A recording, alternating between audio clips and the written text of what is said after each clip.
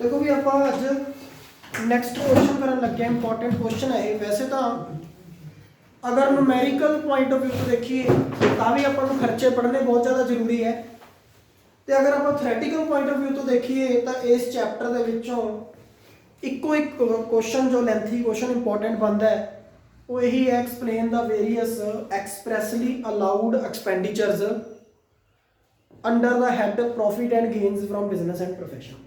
तो expressly allowed expenditure जोड़े है वो बहुत ज़्यादा ने, तुसीं उहदे विचों मेन जोड़े ने वो याद करके पेपर के लिखते हैं 5-6 पेजों के, तो वो अपना क्वेश्चन तैयार हो जाए। ठीक है, तो हम सब तो पहले आप वन बाय वन करके उन्होंने खर्चों की स्टडी करते हैं। सब तो पहले अपने को जो खर्चा है वो है rent rates, taxis, repairs, insurance in case of building premises. ठीक है, कहते rent rates, taxis, repairs and insurance in case of building premises. देखो सब तो पहले आप गल करांगे सिर्फ रेंट की। सपोज कहते you have taken a property and in which you are undertaking a business, जिहदे विच तुसीं बिजनेस कर रहे हो वो प्रॉपर्टी तुसीं किराए ते लैनी। तो डेफिनेटली अगर असीं कोई प्रॉपर्टी किराए ते लै लईए तो किराए ते लई जाण वाली प्रॉपर्टी का जो असीं किराया पे करांगे दैट इज़ अलाउड एक्सपेंडिचर।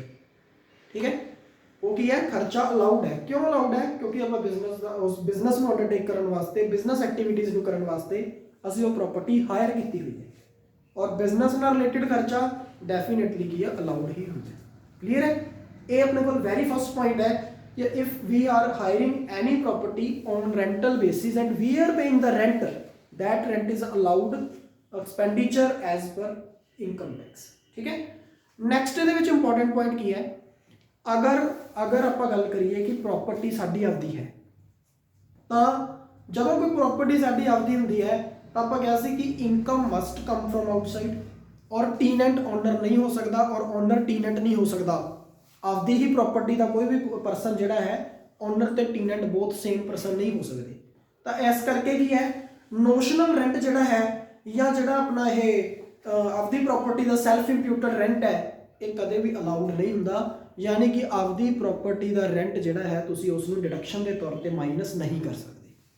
ठीक है, जोड़ा बंदा आपदी प्रॉपर्टी के बिजनेस कर रहा है, अपने HP हाउस प्रॉपर्टी हैड च भी ये लिखता सी कि it is to be taken under the chapter PGBP। ठीक है, it is to be considered under chapter PGBP जो असीं कोई प्रॉपर्टी आपदे बिजनेस लिए यूज़ करते सी।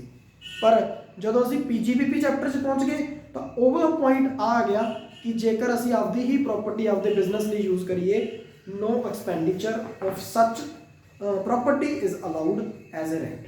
ठीक है, सानू उस प्रॉपर्टी का रेंट अलाउड नहीं होगा। ठीक है, नैक्सट थर्ड पॉइंट है कि if you are undertaking partnership business, अगर तुम पार्टनरशिप बिजनेस कर रहे हो तो डेफिनेटली पॉसिबिलिटी यह है भी किसी ना किसी पार्टनर की प्रॉपर्टी होगी, है ना। तो आप क्या है भी सैल्फ इंप्यूटेड रेंट अलाउड नहीं, पर पार्टनरशिप के केस के जेकर किसी पार्टनर की प्रॉपर्टी है, ठीक है, और वो बिजनेस किया जा रहा है जिसका नाम की है partnership form. Partnership form business जोड़ा है किसी पार्टनर की प्रॉपर्टी के अंडरटेक किया जा रहा है तो पार्टनरशिप फर्म को वो रेंट अलाउड है। समझ गए गल, क्योंकि प्रॉपर्टी एक जने की है ना कि सारिया की है, तो उस बंदे को तो रेंट दिता जाऊगा पार्टनर को, और वो रेंट जोड़ा है उस बंदे लिए तो इनकम है इंडिविजुअल तौर पर, पर जी पार्टनरशिप फर्म है उन्होंने किया वो खर्चा अपने PGBP के अलाउड होगा।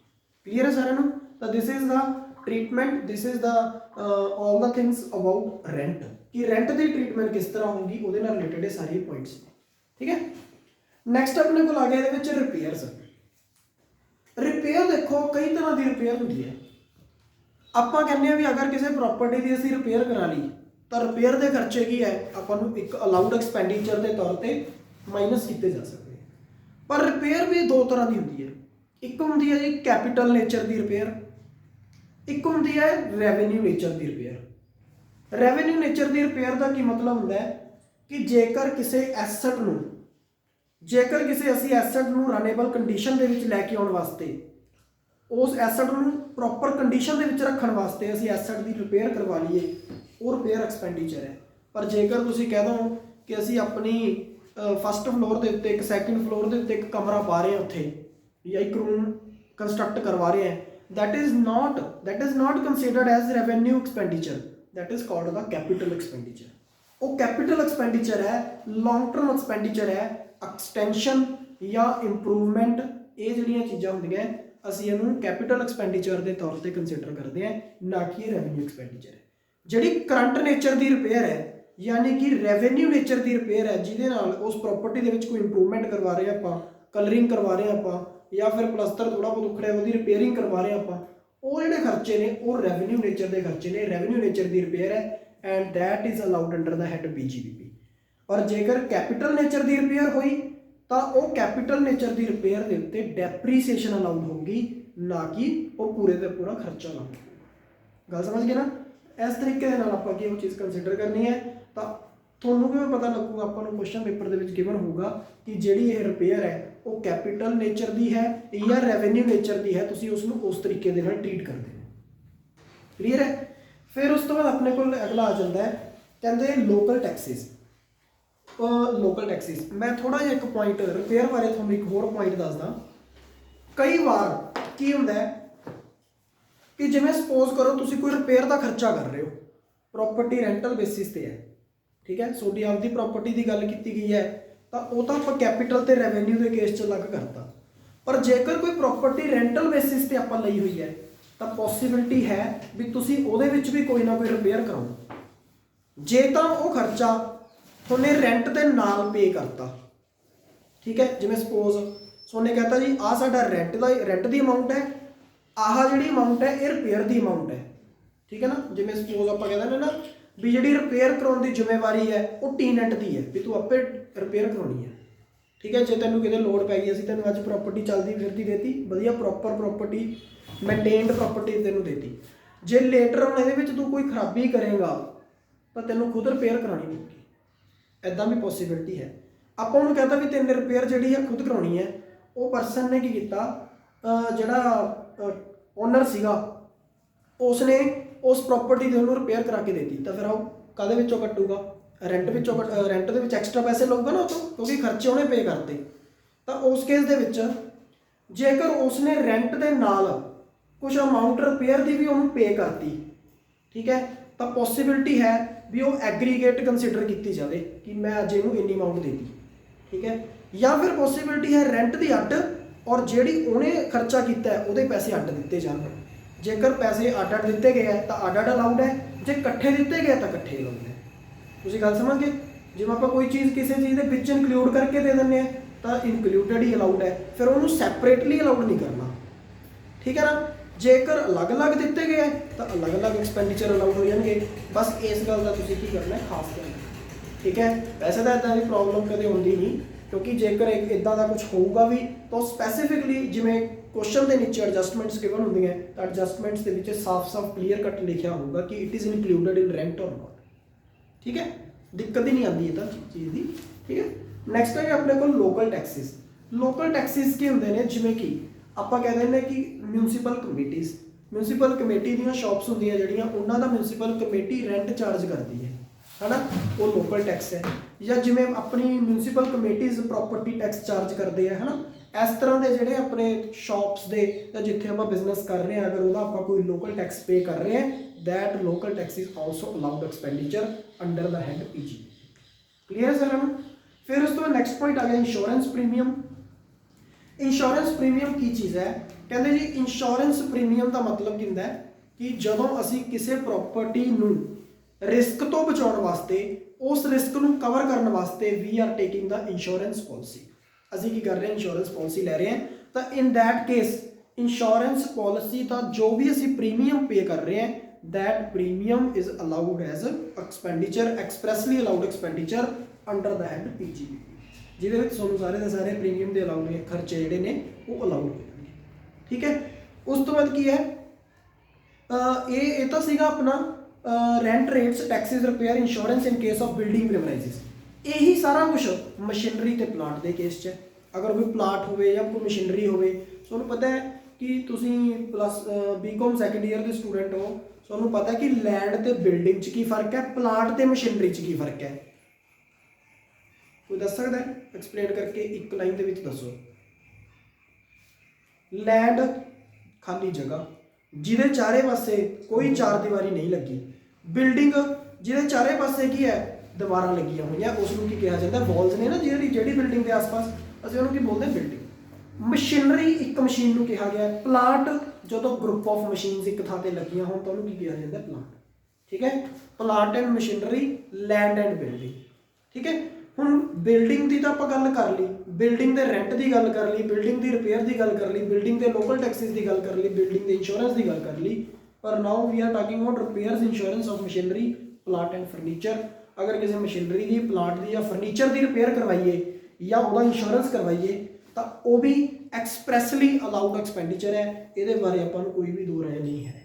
ਕਲੀਅਰ ਹੈ ਸਾਰਿਆਂ ਨੂੰ? ਐਕਸਪ੍ਰੈਸਲੀ ਅਲਾਊਡ ਐਕਸਪੈਂਡੀਚਰ ਹੈ ਕਿਉਂਕਿ machine is been used in the business. ਠੀਕ ਹੈ ਨਾ। ਉਸ ਤੋਂ ਬਾਅਦ ਨੈਕਸਟ ਆਪਣੇ ਕੋਲ ਇਹਦੇ ਵਿੱਚ ਪੁਆਇੰਟ ਆ ਗਿਆ depreciation on fixed assets. Depreciation on fixed assets, ਕੱਲ ਮੈਂ ਤੁਹਾਨੂੰ ਇਹਦਾ ਸੈਕਸ਼ਨ ਦੱਸਿਆ ਸੀ, section 32 that provides the provisions relating to depreciation. very important question theoretical point of view ਤੋਂ ਜੋ ਪੇਪਰ ਦੇ ਵਿੱਚ ਪੁੱਛਿਆ ਜਾਂਦਾ ਹੈ। explain the various provisions regarding calculation of depreciation under the head PGBP। PGBP head ਦੇ ਵਿੱਚ ਜਦੋਂ ਅਸੀਂ ਕੋਈ ਡੈਪਰੀਸੀਏਸ਼ਨ ਚਾਰਜ ਕਰਨੀ ਹੈ ਤਾਂ ਸਾਨੂੰ ਇੱਕ ਸੈਕਸ਼ਨ ਪ੍ਰੋਵਾਈਡ ਕੀਤਾ ਗਿਆ, section 32। Now we are going to discuss about that system of depreciation under income tax act। ठीक है ना। और उन्होंने भी की लिखता, कहते ये जी फिक्सड एसेट्स के उत्ते डेप्रीसीएशन है एक इंपॉर्टेंट आइटम है और हर कोई बंदा ज़्यादातर डेप्रीसीएशन के उत्ते विश्वास करता है। ठीक है, जो भी कोई PGBP के अकाउंट्स आपके तैयार करता है एज पर इनकम टैक्स तो डेप्रीसीएशन हर चीज़ की वो लगाता है। तो डेप्रीसीएशन की तरीके और वेरी इंपॉर्टेंट टॉपिक है, बड़े ध्यान नाल सुनना है सारे ने ताकि तुसी आपदी शॉप की डेप्रीसीएशन खुद कैलकुलेट करो। ठीक है, तो this is dealt at length in a separate chapter. कहते जे तुसी उस चैप्टर नूं इत्थे ही इंक्लूड कर दिता तो चैप्टर बहुत ज़्यादा लेंथी हो जाना सीगा, पहला घट लेंथी है। तो कहते कि असी इस करके इसनूं असी सैपरेट चैप्टर दे विच लैके जा रहे हैं डेप्रीसीएशन नूं, ते आपां भी हुण उन्हां दे नाल नाल सैपरेट चैप्टर दे उत्ते चलते हैं। अपना अगला चैप्टर ओपन करना है तो इन बिटवीन आपां डेप्रीसीएशन चैप्टर की शुरुआत कर रहे हैं।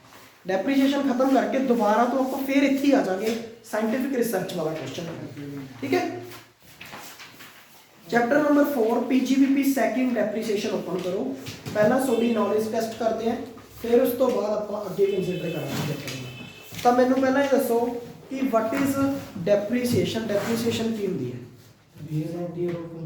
बिल्कुल, reduction in the value of the asset due to wear and tear of that asset या due to passage of time की पैसेज जिमें होती जाती है ਜਾਂ वियर एंड टीयर नाल जिमें जिमें आप उस प्रॉपर्टी का यूज़ करते रहने हैं तो जी डेप्रीसीएशन है वो चार्ज की जाती है। और होर भी कई कारण ने डेप्रीसीएशन चार्ज करन दे, क्योंकि देखो जे असी कोई डेप्रीसीएशन चार्ज नहीं करते तो अपने जिहड़े प्रॉफिट एंड लॉस अकाउंट है वो ट्रू पिक्चर शो नहीं करता। क्यों? मशीन जिहड़ी है वो आप यूज़ करी जा रहे हैं, वो बेचारी घसी जा रही है, ਉਹਦੇ ਵਾਸਤੇ ਆਪਾਂ ਕੁਝ ਵੀ ਨਹੀਂ ਕਰ ਰਹੇ। 10 ਸਾਲ ਬਾਅਦ ਜਦੋਂ ਮਸ਼ੀਨ ਨੇ ਜਮਾ ਜਵਾਬ ਦਿੱਤਾ ਉਦੋਂ ਇੱਕੋ ਦਮ ਕਿਤੋਂ ਲੋਨ ਲੈਣਾ ਪਊਗਾ ਆਪਾਂ ਨੂੰ ਨਵੀਂ ਮਸ਼ੀਨ ਖਰੀਦਣ ਵਾਸਤੇ। ਤਾਂ ਕੀ ਕਰੀਏ? ਤਾਂ ਇਹ ਬੜਾ ਮਸਲਾ ਬਹੁਤ ਵੱਡਾ ਸੀ। ਉਹਨਾਂ ਨੇ ਕੀ ਹੱਲ ਕੀਤਾ? ਕਹਿੰਦੇ ਤੁਸੀਂ ਇੱਦਾਂ ਕਰੋ ਕਿ ਤੁਸੀਂ ਆਪਣੇ PGBP ਦੇ ਵਿੱਚ ਪ੍ਰੋਫਿਟ ਐਂਡ ਲਾਸ ਅਕਾਊਂਟ ਦੇ ਵਿੱਚੋਂ ਆਪਣੇ ਪ੍ਰੋਫਿਟ ਦੇ ਵਿੱਚੋਂ ਕੁਝ ਪਾਰਟ ਕੱਢ ਕੇ ਡੈਪਰੀਸੀਏਸ਼ਨ ਦੇ ਨਾਮ ਤੇ ਇੱਕ ਅਲੱਗ ਗੱਲੇ ਦੇ ਵਿੱਚ ਪਾਈ ਚਲੋ। हर साल डेप्रीसीएशन एक नॉन कैश एक्सपेंस है, सानू सारिਆਂ ਨੂੰ पता है। आप आपके प्रॉफिट के विचों एक कुछ गल्ला एक अलग लगा लें, उसका नाम लिख दें डेप्रीसीएशन। प्रॉफिट चो पैसा कट्टिया डेप्रीसीएशन वाले गल्ले दे विच पाता, हर साल प्रॉफिट के विचों पैसा कट्टिया डेप्रीसीएशन वाले गल्ले दे विच पाई गए। 10 साल बाद अपने को एक कारपस अमाउंट उस गल्ले दे विच पई होगी। जदों 10 साल बाद मशीनरी नवीं परचेज करने की बारी आई, मैंने पुरानी मशीन बेचती और वो स्क्रैप वैल्यू भी मिल गई अपन स्क्रैप वैल्यू और सारे गल्ले दे विचों पैसे कड्ढे और एक नवी मशीन खरीद के अपन ले आए।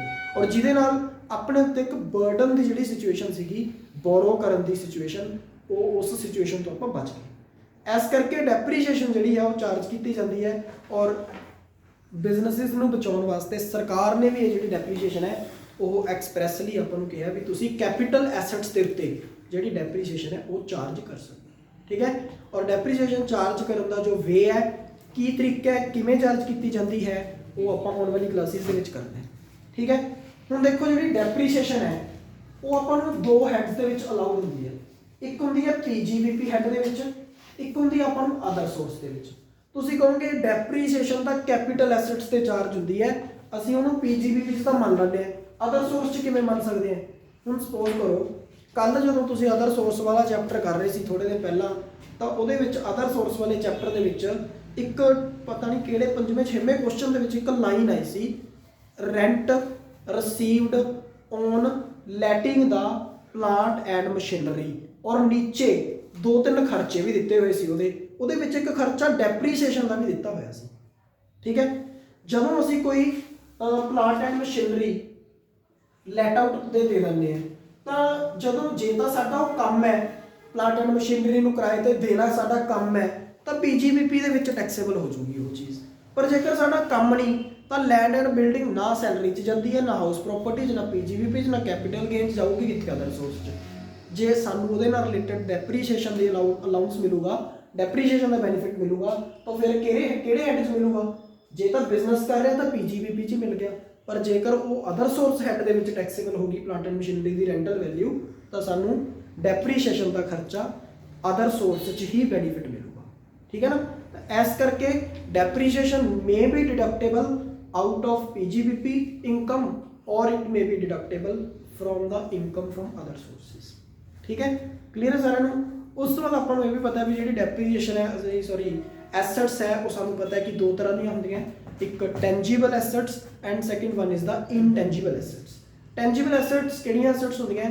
That can be seen, that can be touched, ਜਿਨ੍ਹਾਂ ਦਾ ਅਸੀਂ ਯੂਜ਼ ਕਰਕੇ ਕਿਸੇ ਚੀਜ਼ ਦੀ ਵੈਲਿਊ ਦੇ ਵਿੱਚ ਕੋਈ ਐਡੀਸ਼ਨ ਕਰਦੇ ਹਾਂ, ਜਾਂ ਜਿਨ੍ਹਾਂ ਦੀ ਵੈਲਿਊ ਨੂੰ ਅਸੀਂ ਮੇਜਰ ਕਰ ਸਕਦੇ ਹਾਂ, ਅਸੀਂ ਉਹਨਾਂ ਨੂੰ ਕੀ ਬੋਲਦੇ ਹਾਂ? ਟੈਂਜੀਬਲ ਐਸੈਟਸ।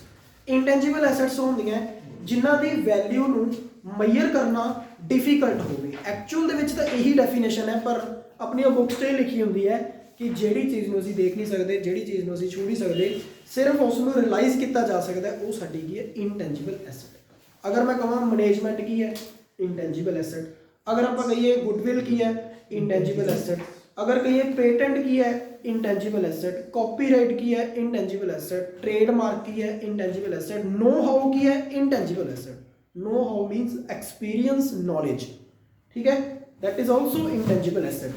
अगर आप गल करिए टेंजिबल एसेट्स की, तो building, furniture, plant and machinery, motor car, computer, books, all these are tangible assets. समझ गए गल? ये सारियां की है टेंजिबल एसेट्स।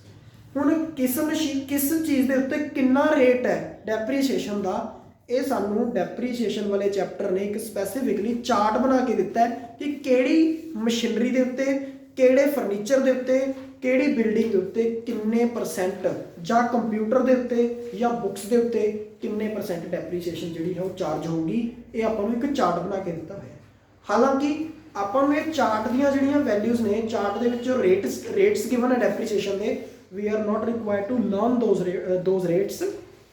ਸਾਨੂੰ ਉਸ ਰੇਟਸ ਨੂੰ ਯਾਦ ਕਰਨ ਦੀ ਕੋਈ ਜ਼ਰੂਰਤ ਨਹੀਂ ਹੈ, ਕਿਉਂਕਿ ਪੇਪਰ ਦੇ ਵਿੱਚ ਸਪੈਸੀਫਿਕਲੀ ਗਿਵਨ ਹੁੰਦੇ ਆ। ਪਰ ਬਾਈ ਚਾਂਸ ਅਗਰ ਨਾ ਗਿਵਨ ਹੋਣ ਤਾਂ ਆਪਾਂ ਉਹਨਾਂ ਨੂੰ ਮੋਟੇ ਤੌਰ ਤੇ ਆਪਾਂ ਉਹਨਾਂ ਨੂੰ ਯਾਦ ਵੀ ਥੋੜਾ ਕਰਾਂਗੇ, ਵੀ ਤਾਂ ਕਿ ਐਗਜ਼ਾਮ ਦੇ ਵਿੱਚ ਜੇ ਆਫਲਾਈਨ ਐਗਜ਼ਾਮ ਹੋਵੇ ਤਾਂ ਆਪਾਂ ਨੂੰ ਪ੍ਰੋਬਲਮ ਨਾ ਆਵੇ ਡੈਪਰੀਸ਼ੀਏਸ਼ਨ ਚਾਰਜ ਕਰਦੇ ਹੋਏ। ਠੀਕ ਹੈ, ਕਲੀਅਰ ਹੈ ਨਾ?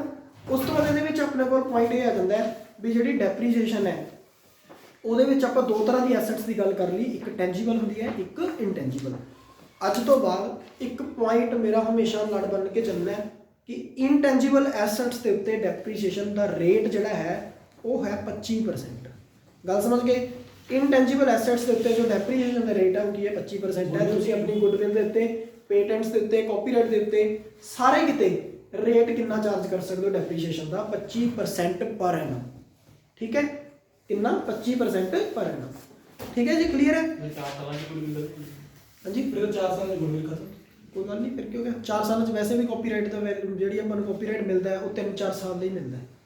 ठीक है ना, उदों खत्म हो जाता है, मतलब कि 25% अलाउड है बस, जो खत्म होगी वैल्यू होगी बस, फिर उस बाद नहीं 100% तो उत्ते तक चार्ज भी नहीं कर सकते आप डैप्रीशिएशन, मतलब 4 साल ही कर सकते हैं। हाँ बिल्कुल, इंटेंजिबल एसेट्स का जो एमोटाइजेशन है वो 4 साल ही कर सकते हो। अच्छा, मैं एक होर ਐਜ਼ ਤੁਸੀਂ ਜਿਵੇਂ ਕਮਰਸ ਸਟੂਡੈਂਟ ਹੋ ਤਾਂ ਤੁਹਾਨੂੰ 3 ਵਰਡਸ ਦਾ ਮਤਲਬ ਪਤਾ ਕਿ ਡੈਪਰੀਸ਼ੀਏਸ਼ਨ ਦਾ ਤਾਂ ਚਲੋ ਰਿਸ਼ਮ ਨੇ ਦੱਸਤਾ, ਐਬਸੋਲਸੈਂਸ ਇੱਕ ਵਰਡ ਹੁੰਦਾ ਹੈ, ਇੱਕ ਐਮੋਟਾਈਜੇਸ਼ਨ ਵਰਡ ਹੁੰਦਾ ਹੈ। ਇਹਨਾਂ ਦੇ ਕੀ ਮਤਲਬ ਹੈ? ਮਸ਼ੀਨਰੀ ਚੀਜ਼ ਕਰਤੀ, ਟੈਕਨੋਲੋਜੀ ਪੁਰਾਣੀ ਹੋ ਗਈ। ਬਿਲਕੁਲ। ਐਬਸੋਲਸੈਂਸ ਮਤਲਬ ਹੁੰਦਾ ਕਿ ਮਸ਼ੀਨਰੀ ਐਬਸੋਲੀਟ ਹੋ ਗਈ, ਟੈਕਨੋਲੋਜੀ ਬਦਲ ਗਈ, ਇਸ ਕਰਕੇ ਕੀ ਆਪਾਂ ਨੂੰ ਕੀ ਮਸ਼ੀਨਰੀ ਰਿਪਲੇਸ ਕਰਨੀ ਪੈ ਗਈ। ਉਹ ਕੀ ਹੁੰਦਾ ਐਬਸੋਲਸੈਂਸ। ਐਮੋਟਾਈਜੇਸ਼ਨ ਕੀ ਹੁੰਦੀ ਹੈ? ਜਿਹੜੀ ਚੀਜ਼ ਨੂੰ ਜਿਵੇਂ ਆਪਣੀ ਪੇਟੈਂਟਸ ਹੈ, ਜਿਵੇਂ ਜਿਵੇਂ ਟਾਈਮ ਦੀ ਪਾਸੇਜ ਹੋਈ ਜਾਊਗੀ ਉਹ ਨਾ ਪੇਟੈਂਟ ਦੀ ਵੈਲਿਊ ਘਟਦੀ ਜਾਊਗੀ, ਕਿਉਂਕਿ 5 ਸਾਲ ਦੀ ਪੇਟੈਂਟ ਲਿਆ ਸੀ, ਹੁਣ 2 ਸਾਲ ਬੀਤ ਗਏ ਤਾਂ ਫਿਰ ਇਹਦਾ ਮਤਲਬ 40% ਤਾਂ ਪੇਟੈਂਟ ਦਾ ਯੂਜ਼ ਹੋ ਹੀ ਚੁੱਕਿਆ ਹੈ ਨਾ। ਉਹਨੂੰ ਅਸੀਂ ਐਮੋਟਾਈਜੇਸ਼ਨ ਬੋਲਦੇ ਹਾਂ। ਸਮਝ ਗਏ ਗੱਲ? ਐਮੋਟਾਈਜੇਸ਼ਨ, ਡੈਪਰੀਸੀਏਸ਼ਨ ਔਰ ਐਬਸੋਲਸੈਂਸ ਆਲਮੋਸਟ ਤਿੰਨੇ ਹੀ ਅਲੱਗ-ਅਲੱਗ ਥਾਂ ਤੇ ਵਰਤੇ ਜਾਣ ਵਾਲੇ ਵਰਡ ਹੈ, ਪਰ ਮਤਲਬ ਇਹਨਾਂ ਦਾ ਤਿੰਨਾਂ ਦਾ ਸੇਮ ਹੈ, decrease in the value of asset. ਠੀਕ ਹੈ। ਉਸ ਤੋਂ ਬਾਅਦ ਆਪਾਂ ਗੱਲ ਕਰਦੇ ਹਾਂ ਪੇਜ ਨੰਬਰ 2.307 ਦੇ ਉੱਤੇ ਜੋ ਲਿਖਿਆ ਹੋਇਆ ਹੈ use of asset during the year. ਧਿਆਨ ਨਾਲ, very very very important point ਇਸ ਚੈਪਟਰ ਦਾ। ਇਸ ਚੈਪਟਰ ਦੇ ਇਸ ਪੁਆਇੰਟ ਤੋਂ ਬਿਨਾ ਡੈਪਰੀਸੀਏਸ਼ਨ ਦੇ ਨੂਮੈਰੀਕਲ ਸੋਲਵ ਨਹੀਂ ਹੋ ਸਕਦੇ। ਠੀਕ ਹੈ। ਕਦੋਂ 180 ਦਿਨਾਂ ਦਾ ਕੰਡੀਸ਼ਨ, ਕਦੋਂ 180 ਦਿਨਾਂ ਦੀ ਕੰਡੀਸ਼ਨ ਯੂਜ਼ ਹੁੰਦੀ ਹੈ, ਕਦੋਂ ਨਹੀਂ ਹੁੰਦੀ, ਕਦੋਂ ਹਾਫ ਡੈਪਰੀਸੀਏਸ਼ਨ ਚਾਰਜ ਕਰਨੀ ਹੈ, ਕਦੋਂ ਫੁੱਲ ਡੈਪਰੀਸੀਏਸ਼ਨ ਚਾਰਜ ਕਰਨੀ ਹੈ। ਇੱਕ ਪੁਆਇੰਟ ਇਹ ਹਮੇਸ਼ਾ ਯਾਦ ਰੱਖਿਓ ਕਿ PGVP ਚੈਪਟਰ ਦੇ ਵਿੱਚ ਕਦੇ ਵੀ ਦਿਨਾਂ ਦੀ ਡੈਪਰੀਸੀਏਸ਼ਨ ਕੈਲਕੂਲੇਟ ਨਹੀਂ ਹੁੰਦੀ। ਸਮਝੇ ਗੱਲ? ਦਿਨਾਂ ਦੀ ਡੈਪਰੀਸੀਏਸ਼ਨ ਕਦੇ ਵੀ ਕੈਲਕੂਲੇਟ ਨਹੀਂ ਹੁੰਦੀ, ਜਾਂ ਤਾਂ 6 ਮਹੀਨਿਆਂ ਦੀ ਹੋਊਗੀ ਜਾਂ ਪੂਰੇ ਸਾਲ ਦੀ ਹੋਊਗੀ, ਔਰ ਉਹਦੀ ਪ੍ਰੋਵੀਜ਼ਨ ਕੀ ਹੈ ਉਹ ਆਪਾਂ ਸਟੱਡੀ ਕਰਨ ਲੱਗੇ ਹਾਂ। ਸਭ ਤੋਂ ਪਹਿਲਾਂ ਆਪਣੇ ਕੋਲ ਹੈ, ਕਹਿੰਦੇ ਇਨ ਕੇਸ ਆਫ ਨਿਊਲੀ ਐਕਵਾਇਰਡ ਐਸਟ, ਅਗਰ ਅਸੀਂ ਕੋਈ ਨਵੀਂ ਐਸਟ ਐਕਵਾਇਰ ਕੀਤੀ ਹੈ ਔਰ ਉਸ ਦਾ ਅਸੀਂ 1 ਸਾਲ ਦੇ ਦੌਰਾਨ 180 ਤੋਂ ਘੱਟ ਦਿਨਾਂ ਦੇ ਲਈ ਯੂਜ਼ ਕੀਤਾ ਹੈ। ਜੇਕਰ ਅਸੀਂ ਉਸ ਐਸਟ ਦਾ 180 ਦਿਨਾਂ ਤੋਂ ਘੱਟ ਦਿਨਾਂ ਦੇ ਲਈ ਯੂਜ਼ ਕੀਤਾ ਹੈ, ਯਾਨੀ ਕਿ ਅੱਧਾ ਸਾਲ, ਸਮਝ ਗਏ ਨਾ, ਹਾਫ ਈਅਰ ਤੋਂ ਘੱਟ ਯੂਜ਼ ਕੀਤਾ ਹੈ, ਤਾਂ ਅਸੀਂ ਡੈਪਰੀਸੀਏਸ਼ਨ ਕਿੰਨੀ ਅਲਾਉਡ ਕਰਾਂਗੇ? 50%। ਠੀਕ ਹੈ ਨਾ। ਕਿੰਨੀ ਡੈਪਰੀਸੀਏਸ਼ਨ ਅਲਾਉਡ ਕਰਾਂਗੇ? 50%। ਕਲੀਅਰ ਹੈ। ਜੇਕਰ ਉਸ ਐਸਟ ਦਾ ਯੂਜ਼ ਅਸੀਂ 180 ਦਿਨਾਂ ਤੋਂ ਜ਼ਿਆਦਾ ਸਮੇਂ ਲਈ ਕੀਤਾ ਹੈ ਤਾਂ ਆਪਾਂ ਨੂੰ ਕਿੰਨੀ ਡੈਪਰੀਸੀਏਸ਼ਨ ਅਲਾਉਡ ਹੋਊਗੀ? ਫੁੱਲ ਈਅਰ ਦੀ ਡੈਪਰੀਸੀਏਸ਼ਨ ਅਲਾਉਡ ਹੋਊਗੀ। ਜੇ ਤੁਸੀਂ 7 ਮਹੀਨੇ ਐਸਟ ਨੂੰ ਕਿਸੇ ਨੂੰ ਯੂਜ਼ ਕਰ ਲਿਆ ਤਾਂ ਅਪਰੋਕਸੀਮੇਟਲੀ ਮੰਨ ਕੇ ਚੱਲੋ ਵੀ ਤੁਹਾਡੇ ਹੋਵੇ 210 ਦਿਨ ਹੋ ਗਏ। 210 ਦਿਨਾਂ ਦਾ ਮਤਲਬ ਹੈ ਕਿ ਪਿੱਛੇ ਕਿੰਨੇ ਦਿਨ ਬਚ ਗਏ? ਸਿਰਫ 155। ਠੀਕ ਹੈ। 180 ਤੋਂ ਘੱਟ ਬਚੇ। ਇਹਦਾ ਮਤਲਬ you have used that asset for more than 180 days, ਤਾਂ ਦੈਟ ਮੀਨਸ ਉਸ ਕੇਸ ਦੇ ਵਿੱਚ depreciation will be for full year. ਚਾਹੇ ਤੁਸੀਂ 7 ਮਹੀਨਿਆਂ ਲਈ ਯੂਜ਼ ਕੀਤੀ ਐਸਟ, ਪਰ ਸਟਿਲ ਫੇਰ ਵੀ ਐਸਟ ਦੀ ਡੈਪਰੀਸੀਏਸ਼ਨ ਕਿੰਨੀ ਲੱਗੂਗੀ? ਜੇ 180 ਦਿਨਾਂ ਵਾਸਤੇ ਪੂਰੀ ਕਰਨੀ, ਮੋਰ ਦੈਨ 180 ਡੇਜ਼ ਫੁੱਲ, ਅਗਰ 180 ਦਿਨ ਤੱਕ ਕੀਤੀ ਹੈ ਤਾਂ ਹਾਫ। ਠੀਕ ਹੈ। ਆਪਾਂ ਬਾਕੀ ਦੇਖਦੇ ਹਾਂ। ਦੇਖੋ ਵੀਰੇ 180 ਬੋਲੋ ਜੀ, ਉਹਨਾਂ ਨੇ ਦੇਖੋ ਇਹਨਾਂ ਨੇ ਇਹ ਲਿਖਿਆ ਹੋਇਆ ਹੈ full year depreciation is allowed if asset is installed and used for 180 or more। अगर 180 भी हो गए गौतम, ਤਾਂ फुल ईयर ਦੀ depreciation ਚਾਲੂ ਹੋगी। ठीक है। ਤਾਂ ਚੈੱਕ ਕਰਨਾ ਪਿਆ ਸੀ ਉਹ। ਤਾਂ ਅਗਰ ਲੈਸ ਦੈਨ 180 ਡੇਜ਼ ਹੈ ਤਾਂ ਹਾਫ ਈਅਰ, ਅਗਰ 180 ਡੇਜ਼ ਜਾਂ ਫੁੱਲ 180 ਡੇਜ਼ ਤੋਂ 1 ਦਿਨ ਵੀ ਜ਼ਿਆਦਾ ਹੋ ਗਿਆ ਤਾਂ ਫੁੱਲ ਈਅਰ ਡੈਪਰੀਸੀਏਸ਼ਨ ਵਿਲ ਬੀ ਅਲਾਉਡ। ਹੁਣ ਇੱਥੇ ਕੁਝ ਇੰਪੋਰਟੈਂਟ ਪੁਆਇੰਟ ਹੋਰ ਵੀ ਹੈ। ਸਭ ਤੋਂ ਪਹਿਲਾ ਇੰਪੋਰਟੈਂਟ ਪੁਆਇੰਟ ਇਹ ਸੀਗਾ, ਸਾਰਿਆਂ ਨੂੰ ਕਲੀਅਰ ਹੈ? ਠੀਕ ਹੈ ਜੀ। ਉਸ ਤੋਂ ਬਾਅਦ ਇਹਦੇ ਵਿੱਚ ਅਨਦਰ ਇੱਕ ਇੰਪੋਰਟੈਂਟ ਪੁਆਇੰਟ ਕੀ ਹੈ, ਕਹਿੰਦੇ but in case the asset is kept ready for use for more than 180 days but actually used for less than 180 days. ਕਹਿੰਦੇ ਜਿਹੜੀ ਤੁਹਾਡੀ ਐਸਟ ਸੀ ਉਹ ਕੀ ਹੈ? ਰੈਡੀ ਸੀ ਯੂਜ਼ ਕਰਨ ਦੇ ਲਈ, ਯਾਨੀ ਕਿ ਸਾਲ ਦੇ ਪਹਿਲੇ ਦਿਨੋਂ ਹੀ ਜਾਂ ਸਾਲ ਦੇ ਤੀਜੇ ਮੰਥ ਤੋਂ ਉਹ ਐਸਟ ਯੂਜ਼ ਲਈ ਰੈਡੀ ਸੀ। ਤੁਸੀਂ ਪਰ ਉਸ ਨੂੰ ਯੂਜ਼ ਨਹੀਂ ਕੀਤਾ। ਯੂਜ਼ ਕਿਉਂ ਨਹੀਂ ਕੀਤਾ? ਕਿਉਂਕਿ ਤੁਸੀਂ ਉਸ ਐਸਟ ਨੂੰ ਸਟੈਂਡ ਬਾਏ ਦੇ ਤੌਰ ਤੇ ਰੱਖਿਆ ਹੋਇਆ ਸੀ। ਜੇਕਰ ਇਨ ਬਿਟਵੀਨ ਸਾਡੀ ਜਿਹੜੀ ਇਹ ਮਸ਼ੀਨ ਜਿਹੜੀ ਚੱਲ ਰਹੀ ਹੈ ਇਹ ਇਨ ਬਿਟਵੀਨ ਖੜ ਗਈ ਤਾਂ ਅਸੀਂ ਉਸ ਮਸ਼ੀਨ ਦੇ ਨਾਲ ਆਪਣਾ ਕੰਮ ਚਲਾ ਲਾਂਗੇ। ਤਾਂ ਇਹ ਮੰਨਿਆ ਜਾਂਦਾ ਹੈ ਕਿ ਜਿਹੜੀ ਉਹ ਮਸ਼ੀਨ ਹੈ ਉਹ ਵੀ ਯੂਜ਼ ਦੇ ਵਿੱਚ ਆ ਰਹੀ ਹੈ, ਜਿਹੜੀ ਮਸ਼ੀਨ ਅਸੀਂ ਸਟੈਂਡ ਬਾਏ ਦੇ ਤੌਰ ਤੇ ਰੱਖੀ। ਠੀਕ ਹੈ। ਤਾਂ ਉਸ ਕੇਸ ਦੇ ਵਿੱਚ ਕਹਿੰਦੇ ਫੁੱਲ ਈਅਰ ਡੈਪਰੀਸੀਏਸ਼ਨ ਜਿਹੜੀ ਹੈ ਉਹ ਚਾਰਜ ਕੀਤੀ ਜਾਊਗੀ। ਤਾਂ ਉਸ ਕੇਸ 'ਚ ਵੀ ਸਾਨੂੰ ਫੁੱਲ ਈਅਰ ਡੈਪਰੀਸੀਏਸ਼ਨ ਹੀ ਅਲਾਉਡ ਹੋਊਗੀ ਅਗਰ ਅਸੀਂ ਉਸ ਐਸਟ ਨੂੰ 6 ਮਹੀਨਿਆਂ ਤੋਂ ਜ਼ਿਆਦਾ ਸਮੇਂ ਦੇ ਲਈ, ਯਾਨੀ ਕਿ ਉਹ ਐਸਟ ਸਾਡੇ ਕੋਲ ਆਲਰੇਡੀ ਯੂਜ਼ ਦੇ ਤੌਰ ਤੇ ਪਈ ਹੈ, ਵੀ ਯੂਜ਼ ਕਰ ਸਕਦੇ ਹਾਂ, ਸਟੈਂਡ ਬਾਏ ਦੇ ਤੌਰ ਤੇ ਪਈ ਹੈ। ਠੀਕ ਹੈ। ਅਗਲਾ ਬੀ ਪੁਆਇੰਟ ਜਿਹੜਾ ਲਿਖਿਆ ਉਹ ਦੇਖੋ, if asset was acquired in any previous year earlier than current previous year. ਅਗਰ ਤੁਹਾਡਾ ਕਰੰਟ ਪ੍ਰੀਵੀਅਸ ਈਅਰ ਤੋਂ ਪਿਛਲੇ ਕਿਸੇ ਸਾਲ ਦੇ ਵਿੱਚ ਤੁਸੀਂ ਕੋਈ ਐਸਟ ਐਕਵਾਇਰ ਕੀਤੀ ਹੈ, that is prior to previous year 2020 की but is put to use during the previous year 2020 की then the condition of 180 days will not be applicable। ਕਹਿੰਦੇ ਜੇਕਰ ਤੁਸੀਂ ਕਿਸੇ ਐਸੈਟ ਨੂੰ ਪੁਰਾਣੇ ਸਾਲਾਂ 'ਚ ਕੀਤਾ ਨਾ ਐਕਵਾਇਰ ਔਰ ਐਤਕੀ ਯੂਜ਼ ਦੇ ਵਿੱਚ ਲੈ ਕੇ ਆਏ ਹੋ ਤਾਂ ਫਿਰ ਉੱਥੇ 180 ਦਿਨ ਵਾਲੀ ਕੰਡੀਸ਼ਨ ਦਾ ਕੋਈ ਮਤਲਬ ਨਹੀਂ ਰਹਿ ਜਾਂਦਾ, ਫੁੱਲ ਈਅਰ ਦੀ ਡੈਪਰੀਸ਼ੀਏਸ਼ਨ ਅਲਾਉਡ ਹੋਊਗੀ, ਚਾਹੇ ਤੁਸੀਂ ਉਸ ਦਾ ਯੂਜ਼ 180 ਦਿਨ ਤੋਂ ਘੱਟ ਕੀਤਾ ਹੈ ਚਾਹੇ 180 ਦਿਨ ਤੋਂ ਜ਼ਿਆਦਾ ਕੀਤਾ ਹੈ। ਤਾਂ ਉਸ ਕੇਸ 'ਚ ਐਕੁਆਜੀਸ਼ਨ ਡੇਟ ਅਗਰ ਤੁਹਾਡੇ ਪ੍ਰੀਵੀਅਸ ਈਅਰ ਤੋਂ ਪਿਛਲੀ ਹੈ ਤਾਂ ਤੁਹਾਨੂੰ ਪੂਰੀ ਦੀ ਪੂਰੀ ਫੁੱਲ ਈਅਰ ਡੈਪਰੀਸ਼ੀਏਸ਼ਨ ਚਾਰਜ ਹੋਊਗੀ। ਠੀਕ ਹੈ, ਐਟ ਦੀ ਐਂਡ ਦਾ ਤੁਹਾਨੂੰ ਯਾਦ ਰੱਖਣ ਦਾ ਇੱਕ ਸੌਖਾ ਤਰੀਕਾ ਬਸ ਉਹ ਯਾਦ ਕਰਨਾ ਉਹਦੇ ਨਾਲ। No depreciation will be charged if asset has not been used in all in the relevant previous year where assessee cannot prove it ਕਿ ਇਹਨੇ ਸਟੈਂਡ ਬਾਈ ਦੇ ਤੌਰ ਤੇ ਰੱਖੀ ਹੈ। ਤਾਂ ਉਹ ਕਹਿੰਦੇ ਕਿ ਜੇਕਰ ਤੁਸੀਂ ਕਿਸੇ ਐਸੈਟ ਨੂੰ ਪ੍ਰੀਵੀਅਸ ਈਅਰ 'ਚ ਯੂਜ਼ ਹੀ ਨਹੀਂ ਕੀਤਾ, ਨਾ ਉਹ ਯੂਜ਼ੇਬਲ ਕੰਡੀਸ਼ਨ 'ਚ ਸੀ, ਯੂਜ਼ੇਬਲ ਕੰਡੀਸ਼ਨ ਦਾ ਮਤਲਬ ਸਟੈਂਡ ਬਾਈ ਦੇ ਤੌਰ ਤੇ, ਅਗਰ ਤੁਸੀਂ ਇਹ ਪ੍ਰੂਵ ਨਾ ਕਰ ਪਾਏ ਕਿ ਜਿਹੜੀ ਇਹ ਐਸੈਟ ਹੈ ਅਸੀਂ ਉਹ ਸਟੈਂਡ ਬਾਈ ਦੇ ਤੌਰ ਤੇ ਅਸੀਂ ਇਸ ਐਸੈਟ ਨੂੰ ਸਟੈਂਡ ਬਾਈ ਦੇ ਤੌਰ ਤੇ ਰੱਖਿਆ ਹੋਇਆ ਹੈ, ਜੇ ਪ੍ਰੂਵ ਨਾ ਹੋਇਆ ਤੁਹਾਡੇ ਤੋਂ ਤਾਂ ਫਿਰ ਉਸ ਕੇਸ 'ਚ ਤੁਹਾਨੂੰ ਡੈਪਰੀਸ਼ੀਏਸ਼ਨ ਅਲਾਉਡ ਨਹੀਂ ਹੋਊਗੀ, ਬਿਲਕੁਲ ਵੀ ਨਹੀਂ ਹੋਊਗੀ। ਅਗਰ ਯੂਜ਼ ਵੀ ਨਹੀਂ ਕੀਤਾ ਤਾਂ ਸਟੈਂਡ ਬਾਈ ਦੇ ਤੌਰ ਤੇ ਵੀ ਪ੍ਰੂਵ ਨਾ ਕਰ ਪਾਏ, ਠੀਕ ਹੈ ਨਾ, ਫਿਰ ਡੈਪਰੀਸ਼ੀਏਸ਼ਨ ਅਲਾਉਡ ਨਹੀਂ ਹੋਊਗੀ।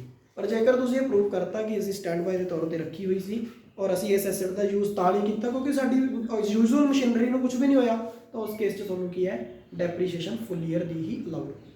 ਕਲੀਅਰ ਹੈ। ਹੁਣ 50% ਡੈਪਰੀਸ਼ੀਏਸ਼ਨ ਸਿਰਫ ਇੱਕ ਕੇਸ 'ਚ ਹੈ, ਬਾਕੀ ਸਾਰੇ ਕਿਤੇ ਫੁੱਲ ਹੈ। ਕਿਸ ਕੇਸ 'ਚ? ਜੇਕਰ ਐਸੈਟ 180 ਦਿਨ ਤੋਂ ਘੱਟ ਸਮੇਂ ਲਈ ਯੂਜ਼ ਹੋਈ ਹੈ, ਬਾਕੀ ਸਾਰੇ ਕਿਤੇ ਕੀ ਹੈ ਫੁੱਲ ਈਅਰ ਹੈ। ਠੀਕ ਹੈ ਨਾ, ਤਾਂ ਇਸ ਗੱਲ ਦਾ ਹਮੇਸ਼ਾ ਯਾਦ ਰੱਖਣਾ ਕਿ 180 ਦਿਨਾਂ ਤੋਂ ਅਗਰ ਡੈਪਰੀਸ਼ੀਏਸ਼ਨ ਘੱਟ ਯੂਜ਼ ਕੀਤੀ ਹੈ ਤਾਂ ਹਾਫ, ਅਦਰਵਾਈਜ਼ ਫੁੱਲ ਡੈਪਰੀਸ਼ੀਏਸ਼ਨ। ਠੀਕ ਹੈ ਜੀ, ਕਲੀਅਰ ਹੈ। ਅਗਲਾ point, asset must be owned by assessee. Asset ਕਿਹਦੀ ਹੋਣੀ ਚਾਹੀਦੀ ਹੈ? ਅਸੈਸੀ ਦੀ, ਫਿਰ ਹੀ ਮਿਲੂਗੀ ਡੈਪਰੀਸ਼ੀਏਸ਼ਨ ਅਲਾਉਡ। ਡੈਪਰੀਸ਼ੀਏਸ਼ਨ ਦਾ ਬੈਨੀਫਿਟ ਕਿਹਨੂੰ ਮਿਲੂਗਾ? ਜੇਕਰ ਅਸੈਸੀ ਬਿਜ਼ਨਸ ਕਰ ਰਿਹਾ ਹੈ, ਅਸੈਸੀ ਦੀ ਐਸੈਟ ਹੈ ਔਰ ਅਸੈਸੀ ਉਸ ਦਾ ਬਿਜ਼ਨਸ 'ਚ ਯੂਜ਼ ਕਰ ਰਿਹਾ ਹੈ ਤਾਂ ਡੈਪਰੀਸ਼ੀਏਸ਼ਨ ਕਿਹਨੂੰ ਅਲਾਉਡ ਹੋਊਗੀ? ਅਸੈਸੀ ਨੂੰ। ਨੈਕਸਟ ਹੈਗਾ assets actually used for the business. Asset the use actual ਦੇ ਵਿੱਚ ਹੋਇਆ ਹੋਣਾ ਚਾਹੀਦਾ, ਇਹ ਨਹੀਂ ਤੁਸੀਂ ਦਿਖਾਵਾ ਕਰ ਰਹੇ ਹੋ ਵੀ ਐਸੈਟ ਯੂਜ਼ ਹੋ ਰਹੀ ਹੈ। ਠੀਕ ਹੈ ਨਾ, ਐਕਚੁਅਲ ਦੇ ਵਿੱਚ ਉਸ ਐਸੈਟ ਦਾ ਕੀ ਹੈ ਯੂਜ਼ ਹੋਣਾ ਚਾਹੀਦਾ, ਕਿਉਂਕਿ ਜੇਕਰ ਲੇਟਰ ਔਨ ਕੋਈ ਰੇਡ ਪੈ ਗਈ ਜਾਂ ਲੇਟਰ ਔਨ ਕੁਝ ਵੀ ਚੈਕਿੰਗ ਹੋ ਗਈ ਤਾਂ ਫਿਰ ਤੁਹਾਨੂੰ ਫੜਨਗੇ ਉਹ ਜੇ ਚੰਗੀ ਤਰ੍ਹਾਂ। ਠੀਕ ਹੈ ਨਾ, ਫਿਰ ਜੇ ਆਪਾਂ ਨੇ ਝੂਠ ਮਾਰਿਆ, ਸਮਝੇਗਾ, ਅਦਰਵਾਈਜ਼ ਤਾਂ ਚੱਲੀ ਤਾਂ ਬਹੁਤ ਕੁਝ ਜਾਂਦਾ ਹੈ, ਪਰ ਸਟਿਲ ਫੇਰ ਵੀ ਆਪਾਂ ਨੇ ਕੀ ਹੈ ਐਸੈਟ ਦਾ ਜਿਹੜਾ ਯੂਜ਼ ਹੈ ਉਹ ਮਸਟ ਹੈ। ਠੀਕ ਹੈ, ਉਸ ਤੋਂ ਬਾਅਦ ਕਹਿੰਦੇ no depreciation in the year of sale of asset. ਮੰਨ ਲਓ ਮੈਂ ਤੁਹਾਨੂੰ ਕਿਹਾ ਸੀ ਕਿ ਬਲੌਕ ਦੇ ਵਿੱਚ ਜਿਵੇਂ ਆਪਣੀ ਜਿਹੜੀ ਇਨਕਮ ਟੈਕਸ ਹੈ ਇਹਦੇ ਵਿੱਚ ਡੈਪਰੀਸ਼ੀਏਸ਼ਨ ਚਾਰਜ ਕਰਨ ਦਾ ਤਰੀਕਾ ਜਿਹੜਾ ਹੈ ਉਹ ਬਲੌਕ ਆਫ ਐਸੈਟਸ ਦੇ ਉੱਤੇ ਡਿਪੈਂਡ ਕਰਦਾ ਹੈ। ਠੀਕ ਹੈ ਨਾ, ਬਲੌਕ ਆਫ ਐਸੈਟਸ ਦੇ ਉੱਤੇ ਥੋੜੀ ਦੇਰ 'ਚ ਆਪਾਂ block of assets the we discussion ਕਰਦੇ ਹਾਂ। ਬਲੌਕ ਆਫ ਐਸੈਟਸ ਕੀ ਹੁੰਦਾ? ਮੰਨ ਲਓ 10% ਰੇਟ ਹੈ ਔਰ ਬਿਲਡਿੰਗ ਹੈ। ਠੀਕ ਹੈ ਨਾ, ਇਸ 10% ਰੇਟ ਬਿਲਡਿੰਗ ਦੇ ਤੌਰ ਤੇ ਇੱਕ ਬਲੌਕ ਬਣ ਗਿਆ ਅੱਡ। ਮੈਂ ਤੁਹਾਨੂੰ ਬਲੌਕ ਬਣਾਉਣੇ ਸਿਖਾਊਂਗਾ ਤਾਂ ਉਦੋਂ ਤੁਹਾਨੂੰ ਕਲੈਰਿਟੀ ਹੋਊਗੀ ਕਿ ਬਲੌਕਸ ਕੀ ਹੁੰਦੇ ਆ। ਠੀਕ ਹੈ, ਹੁਣ 10% ਰੇਟ ਹੈ, ਇਸ ਬਲੌਕ ਦੇ ਵਿੱਚ ਸਿਰਫ ਇੱਕੋ ਹੀ ਐਸੈਟ ਸੀ ਔਰ ਮੈਨੇ ਉਸ ਇੱਕ ਐਸੈਟ ਨੂੰ ਕਰੰਟ ਈਅਰ ਦੇ ਵਿੱਚ ਵੇਚਤਾ ਤਾਂ ਉਸ ਬਲੌਕ 'ਚ ਤਾਂ ਕੋਈ ਐਸੈਟ ਬਚੀ ਨਹੀਂ। ਜੇਕਰ ਕਿਸੇ ਬਲੌਕ ਦੇ ਵਿੱਚ ਇੱਕੋ ਹੀ ਐਸੈਟ ਹੋਵੇ ਔਰ ਉਹਨੂੰ ਅਸੀਂ ਕਰੰਟ ਈਅਰ ਦੇ ਵਿੱਚ ਵੇਚ ਦਈਏ ਤਾਂ ਉਹ ਬਲੌਕ ਖਾਲੀ ਹੋ ਗਿਆ। ਜੇਕਰ ਉਹ ਬਲੌਕ ਖਾਲੀ ਹੋ ਗਿਆ ਤਾਂ ਬਲੌਕ ਆਫ ਐਸੈਟਸ ਦਾ ਮਤਲਬ ਇਹ ਹੈ ਵੀ ਜੇ ਬਲੌਕ ਦੇ ਵਿੱਚ ਐਸੈਟ ਪਈ ਹੈ ਤਾਂ ਤੁਸੀਂ ਡੈਪਰੀਸ਼ੀਏਸ਼ਨ ਚਾਰਜ ਕਰ ਲਓਗੇ, ਜੇ ਬਲੌਕ ਦੇ ਵਿੱਚ ਐਸੈਟ ਨਹੀਂ ਤਾਂ ਡੈਪਰੀਸ਼ੀਏਸ਼ਨ ਕਦੇ ਵੀ ਅਲਾਉਡ ਨਹੀਂ ਹੋਊਗੀ। ਤਾਂ ਇਹਨਾਂ ਨੇ ਕਿਹਾ ਕਿ ਅਗਰ ਕਹਿੰਦੇ ਤੁਸੀਂ ਬਲੌਕ ਦੇ ਵਿੱਚ ਐਸੈਟ ਸੀ ਤੁਸੀਂ ਵੇਚਤੀ, ਜਿਸ ਸਾਲ ਦੇ ਵਿੱਚ ਵੇਚੀ ਹੈ ਉਸ ਸਾਲ ਦੇ ਵਿੱਚ ਫਿਰ ਡੈਪਰੀਸ਼ੀਏਸ਼ਨ ਅਲਾਉਡ ਨਹੀਂ ਕੀਤੀ ਜਾਊਗੀ। ਠੀਕ ਹੈ, ਬਲੌਕ ਵਾਲੇ ਕੇਸ ਕੀ ਕਰਦੇ? ਹਾਂ ਜੀ, ਇੱਕ ਐਸੈਟ ਹੈ ਬਲੌਕ 'ਚ, ਜੇ ਪਈਆਂ ਗਈ ਐਸੈਟਸ 2-3 ਐਸੈਟਸ ਪਈਆਂ ਇੱਕ ਵੇਚਤੀ ਫਿਰ ਤਾਂ ਡੈਪਰੀਸ਼ੀਏਸ਼ਨ ਉਸ ਬਲੌਕ ਦੇ ਵਿੱਚ ਅਮਾਉਂਟ ਆਲਰੇਡੀ ਪਈ ਹੈ। ਠੀਕ ਹੈ, ਨੈਕਸਟ ਹੈਗਾ full particulars of the asset on which depreciation is to be charge must be furnished to AO. AO ਕੋਣ ਹੈ? Assessing officer. ਕਹਿੰਦੇ ਜੇਕਰ ਤੁਸੀਂ ਡੈਪਰੀਸ਼ੀਏਸ਼ਨ ਚਾਰਜ ਕਰਨਾ ਚਾਹੁੰਦੇ ਹੋ ਨਾ ਤਾਂ ਤੁਹਾਨੂੰ ਉਸ ਦੀ ਜਾਣਕਾਰੀ ਅਸੈਸਿੰਗ ਆਫੀਸਰ ਨੂੰ ਦੇਣੀ ਜ਼ਰੂਰੀ ਹੈ। ਤੁਸੀਂ ਉਸ ਦੀ ਜਾਣਕਾਰੀ ਕਿਹਨੂੰ ਦੇਣੀ ਹੈ? ਅਸੈਸਿੰਗ ਆਫੀਸਰ ਨੂੰ। ਦੱਸਣਾ ਵੀ ਸਾਡੀ ਐਸੈਟ ਸੀ ਅਸੀਂ ਉਸ ਨੂੰ ਇੰਨੇ ਦਿਨਾਂ ਲਈ ਯੂਜ਼ ਕੀਤਾ ਜਾਂ ਐਸੈਟ ਸਾਡੀ ਸਟੈਂਡ ਬਾਈ ਦੇ ਤੌਰ ਤੇ ਪਈ ਹੈ, ਸਾਨੂੰ ਡੈਪਰੀਸ਼ੀਏਸ਼ਨ ਜਿਹੜੀ ਹੈ ਉਹ ਅਲਾਉਡ ਕਰ ਦਿਓ। ਠੀਕ ਹੈ, ਉਸ ਤੋਂ ਬਾਅਦ claim of depreciation is not optional. Optional ਨਹੀਂ ਹੈ, ਕੰਪਲਸਰੀ ਹੈ। ਤੁਸੀਂ ਇਹ ਨਹੀਂ ਕਹਿ ਸਕਦੇ ਅਸੀਂ ਤਾਂ ਜੀ ਡੈਪਰੀਸ਼ੀਏਸ਼ਨ ਚਾਰਜ ਕਰਨੀ ਹੀ ਨਹੀਂ। ਪਹਿਲੀ ਗੱਲ ਤਾਂ ਜਿਹੜੀਆਂ ਮਤਲਬ ਕਹਿੰਦੇ ਹੁੰਦੇ ਨਾ ਵੀ ਜਦੋਂ ਸਰਕਾਰ ਬੈਨੀਫਿਟ ਦੇ ਰਹੀ ਹੋਵੇ ਤਾਂ ਉਹ ਲੈ ਹੀ ਲੈਣਾ ਚਾਹੀਦਾ। ਠੀਕ ਹੈ ਨਾ, ਤਾਂ ਇਸ ਕਰਕੇ ਕੀ ਹੈ ਅਗਰ ਸਰਕਾਰ ਆਪਾਂ ਨੂੰ ਬੈਨੀਫਿਟ ਦੇ ਰਹੀ ਹੈ, ਡਿਡਕਸ਼ਨ ਲੈਣ ਦਾ ਬੈਨੀਫਿਟ ਦੇ ਰਹੀ ਹੈ ਤਾਂ ਆਪਾਂ ਕਿਉਂ ਉਸ ਨੂੰ ਆਪਸ਼ਨਲ ਬਣਾਵਾਂਗੇ? ਆਪਾਂ ਡੈਫੀਨੇਟਲੀ ਚਾਰਜ ਕਰਾਂਗੇ। ਪਰ ਕੁਝ ਲੋਕ ਇਹ ਗੱਲ ਨੂੰ ਛੁਪਾਉਂਦੇ ਹੈ, ਉਹਨਾਂ ਨੇ ਕੀ ਆ ਕੋਈ ਚੀਜ਼ ਐਸਿਡ 2 ਨੰਬਰ 'ਚ ਖਰੀਦੀ ਹੋਈ ਸੀ, ਹੁਣ ਉਹ ਤੇ ਵਿਚਾਰੇ ਡੈਪਰੀਸ਼ੀਏਸ਼ਨ ਕਿਵੇਂ ਚਾਰਜ ਕਰਨ, ਹਨਾ। ਤਾਂ ਇਸ ਕਰਕੇ ਡੈਪਰੀਸ਼ੀਏਸ਼ਨ ਚਾਰਜ ਕਰਨਾ ਆਪਸ਼ਨਲ ਨਹੀਂ ਹੈ, ਕੰਪਲਸਰੀ ਹੈ। ਜਿਹੜੀ ਚੀਜ਼ 1 ਨੰਬਰ ਦੇ ਵਿੱਚ ਸ਼ੋ ਹੋ ਗਈ, 2 ਨੰਬਰ ਵਾਲੀ ਚੀਜ਼ ਦਾ ਸਰਕਾਰ ਕੋਲ ਕੋਈ ਹੱਲ ਨਹੀਂ, ਠੀਕ ਹੈ, ਔਰ ਆਪਣੇ ਕੋਲ ਵੀ ਹੱਲ ਨਹੀਂ ਕਿ ਆਪਾਂ ਡੈਪਰੀਸ਼ੀਏਸ਼ਨ ਚਾਰਜ ਕਰ ਲਈਏ, ਠੀਕ ਹੈ ਨਾ। ਫਿਰ ਉਸ ਤੋਂ ਬਾਅਦ ਆਪਣੇ ਕੋਲ ਨੈਕਸਟ ਪੁਆਇੰਟ ਹੈ depreciation on motor car, lorries, trucks used for hiring. ਇਹਦੇ ਉੱਤੇ 40% ਦਾ ਰੇਟ ਹੈ, 10ਵਾਂ ਪੁਆਇੰਟ ਜਿਹੜਾ ਹੈਗਾ ਇਹਦੇ ਉੱਤੇ 40% ਦਾ ਰੇਟ ਹੈ, ਬਸ ਇਕੱਲਾ ਰੇਟ ਹੀ ਯਾਦ ਰੱਖਣਾ ਹੈ। ਨੈਕਸਟ ਆਪਣੇ ਕੋਲ ਆ ਗਿਆ 13ਵਾਂ ਪੁਆਇੰਟ। ਜਿਹੜੇ ਪੁਆਇੰਟ ਮੈਂ ਕਰਾ ਰਿਹਾ ਬਸ ਉਹੀ ਪੁਆਇੰਟ ਕਰਨੇ ਆ, ਤੁਹਾਡੇ ਉਹੀ ਕੰਮ ਦੇ ਇਕੱਲੇ, ਠੀਕ ਹੈ ਨਾ।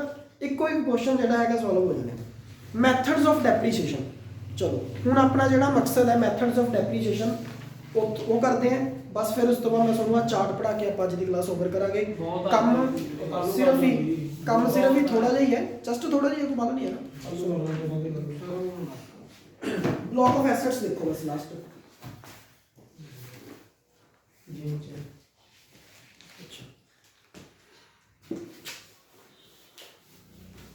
ठीक है, ब्लॉक ऑफ एसेट्स देख रहे हैं अपन।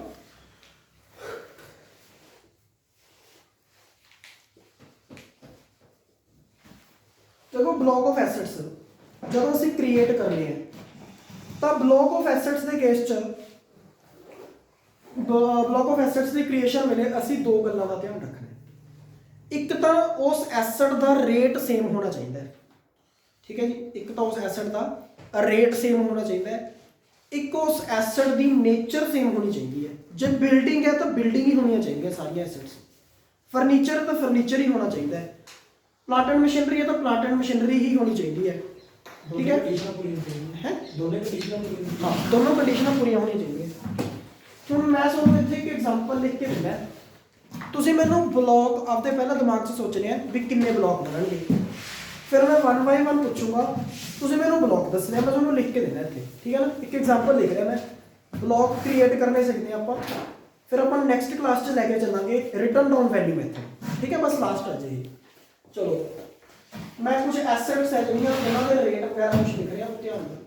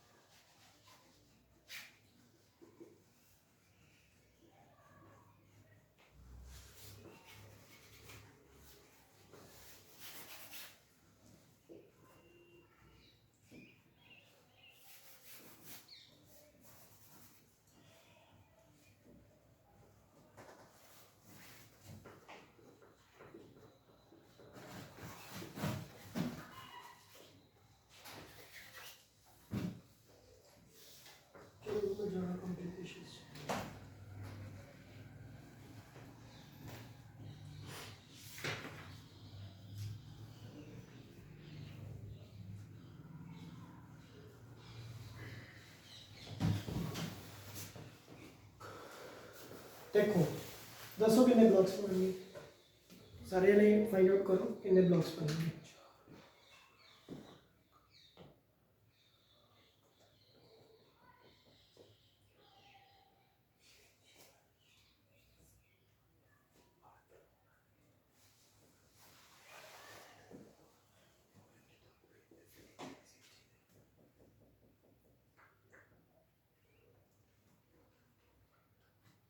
गौतम कितने ब्लॉक्स बनेंगे? 9 ब्लॉक्स। चलो आप सारे दे ना 9 ब्लॉक्स, ठीक है। लवनीश कितने नहीं है कितने नहीं काम कर लो कोई नहीं, करो काउंट, सुन तो पूछ रहे हैं।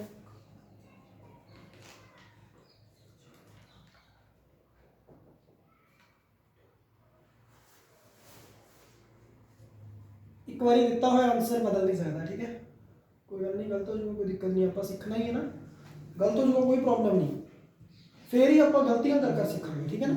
चलो 9, ठीक है, विशाली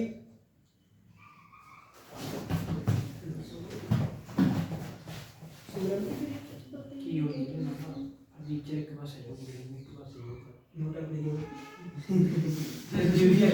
पता लग गया सब तो मानने के मेरे ख्याल सात का एक बात नहीं पता रमेश अभिषेक बोलो, अभिषेक बोलो नो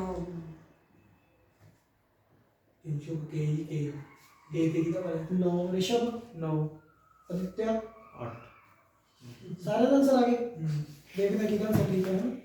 तो सब तो पहला अपने कोल की है फर्नीचर 10%, पहला ਤਾਂ ਇਹ ਬਲੌਕ ਬਣ ਗਿਆ, ਇੱਕ ਨੰਬਰ ਬਲੌਕ ਬਣ ਗਿਆ ਇਹ, ठीक है ਕਿ ਇਹਦੇ ਵਿੱਚ ਕੋਈ ਹੋਰ ਐਸੈਟ ਕਵਰ ਹੁੰਦੀ ਹੈ, 9 ਨੰਬਰ ਇਹਦੇ ਵਿੱਚ ਕਵਰ ਹੁੰਦੀ ਹੈ, ਇੱਕ ਨੰਬਰ ਇਹ ਵੀ ਆ ਗਿਆ, ਠੀਕ ਹੈ, ਕੋਈ ਹੋਰ ਐਸੈਟ ਕਵਰ ਹੁੰਦੀ ਹੈ, नहीं ਫਰਨੀਚਰ ਦੇ ਵਿੱਚ ਕੁਝ ਹੋਰ ਹੁੰਦਾ ਹੈ, ਨਹੀਂ ਹੁੰਦਾ, ਇੱਕ ਬਲੌਕ ਪੂਰਾ ਹੋ ਗਿਆ, ਕਿਉਂਕਿ ਰੇਟ ਵੀ 10% ਹੈ ਔਰ ਐਸੈਟ ਵੀ ਸੇਮ ਹੈ, ਤਾਂ ਇੱਕ ਬਲੌਕ ਬਣ ਗਿਆ ਇਹ, ਠੀਕ ਹੈ। ਉਸ ਤੋਂ ਬਾਅਦ ਆਪਾਂ ਗੱਲ ਕਰਦੇ ਹਾਂ 15% ਬਿਲਡਿੰਗ ਫੈਕਟਰੀ, ਬਿਲਡਿੰਗ ਤਾਂ ਹੈ ਨਾ, ਚਾਹੇ ਫੈਕਟਰੀ ਦੀ ਹੈ ਚਾਹੇ ਨॉन ਫੈਕਟਰੀ ਦੀ ਹੈ, ਠੀਕ ਹੈ ਨਾ। 15% ਬਿਲਡਿੰਗ, 15% ਪ੍ਰੀਮਰਾਈਜ਼ਸ, ਪ੍ਰੀਮਰਾਈਜ਼ਸ ਵੀ ਆਪਾਂ ਨੂੰ ਕਹਿੰਦੇ ਹੁੰਦੇ ਸੀ ਅਕਾਊਂਟਸ ਵਾਲੇ ਟੀਚਰ ਕਿ ਬਿਲਡਿੰਗ ਹੀ ਹੁੰਦੀ ਹੈ, ਤਾਂ ਬਿਲਡਿੰਗ ਹੀ ਹੋਵੇ, थोड़ा नॉन फैक्ट्री ठीक है ना, कोई गल नहीं, चाहे नॉन फैक्ट्री है चाहे फैक्ट्री है, बिल्डिंग तो बिल्डिंग ही है, तो इस करके 15% बिल्डिंग 15% बिल्डिंग ये दोनों की ये सेम है, दो ये भी की है दो, कुछ हो रहेगा नहीं। 40% बुक्स की कितने हो रहेगा 40% रेट, थर्ड ब्लॉक। 60% कंप्यूटर एक ही है, fourth block. 10% plant and machinery कितने होर 10% नहीं, फिफ्थ ब्लॉक। 25% पेटेंट होर कोई इंटेंजिबल एसेट ही है नहीं, छेवां ब्लॉक। फिर 5% फर्नीचर ते 5% कार, रेट सेम है पर एसेट तो नहीं सेम नेचर दी, फर्नीचर कार हो सकती है नहीं, कार फर्नीचर हो सकती है नहीं, एक ना साइलोजिज्म कर रहे हैं अपन, है ना, ऑल कार और ऑल रैट्स आर कैट्स, और हाँ वो चीज़ तो है नहीं, इस करके की है ਇਹਦਾ अपना 6वां ब्लॉक बन गया, 5% फर्नीचर का अपना 7th ब्लॉक बन गया और 5% कार का अपना 8वां ब्लॉक। टोटल 8 ब्लॉक ਜਿਹੜੇ ਅਦਿੱਤਿਆ ਦੇ, ਠੀਕ ਹੈ, ਬਾਕੀ ਸਾਰੇ ਦੇ ਸਾਰੇ एडे भी तुक्के ਨਾਲ ਹੀ कहता है 9 7 कहता ਉਹ ਤਾਂ ਨਹੀਂ, ਪਤਾ ਮੇਰੀ ਗੱਲ ਸੁਣੋ, ਚਾਹੇ ਤੁੱਕਾ ਲਗਾਤਾ ਚਾਹੇ ਜਿਵੇਂ, ਪਰ ਆਨਸਰ ਕੱਲੇ ਦਾ ਠੀਕ ਹੈ, नंबर तुक्के ਦੇ ਮਿਲਣਾ, ਠੀਕ ਹੈ, ਕੋਈ ਦਿੱਕਤ ਨਹੀਂ। ਥੋੜਾ ਗਲਤ ਹੋ ਗਿਆ ਨਾ, ਤੁਹਾਨੂੰ ਕਨਫਿਊਜ਼ਨ ਕਿੱਥੇ ਹੋਈ ਸੀ ਪ੍ਰੀਮਰਾਈਜ਼ਸ ਤੇ ਬਿਲਡਿੰਗ ਚ, ਠੀਕ ਹੈ ਨਾ। ਤਾਂ ਇਸ ਤਰੀਕੇ ਦੇ ਨਾਲ ਆਪਾਂ ਨੇ ਸਿੱਖਿਆ ਬਲੌਕ ਆਫ ਐਸੈਟਸ ਕਿਵੇਂ ਕ੍ਰੀਏਟ ਹੁੰਦੇ ਆ, ਠੀਕ ਹੈ ਨਾ। ਇਸ ਤਰੀਕੇ ਦੇ ਨਾਲ ਅਗਰ ਸਾਰਿਆਂ ਨੂੰ ਬਲੌਕ ਕ੍ਰੀਏਟ ਕਰਨੇ ਆ ਗਏ ਤਾਂ ਨੈਕਸਟ ਕਲਾਸ ਚ ਆਪਾਂ ਰਿਟਰਨ ਡਾਊਨ ਵੈਲਿਊ, ਠੀਕ ਹੈ।